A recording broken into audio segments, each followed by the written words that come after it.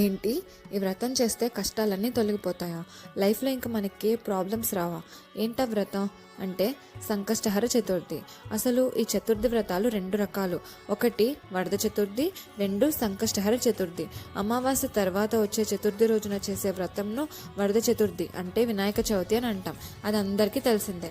కానీ పౌర్ణం తర్వాత వచ్చే చతుర్థి రోజు చేసే వ్రతంను సంకష్టహర చతుర్థి అంటారు.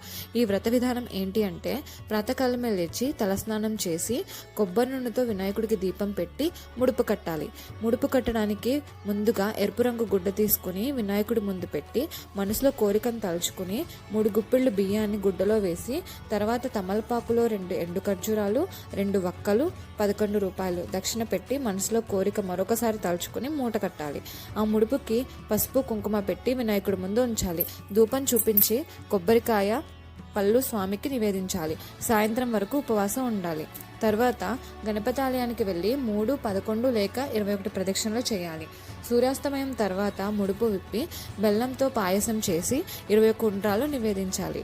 తర్వాత స్వామికి షోడశోపచార పూజ చేసి వ్రతకథలు చదువుకొని కొబ్బరికాయ కొట్టి ఉద్యాపన చెప్పుకోవాలి.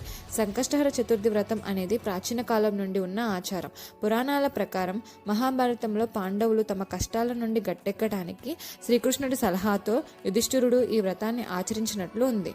అంతేకాకుండా హనుమంతుల వారు సముద్రాన్ని దాటి సీతాదేవిని కనుగొనడానికి ముందుగా కూడా ఈ సంకష్టహర చతుర్థి వ్రతాన్ని పాటించాడని ఉంది.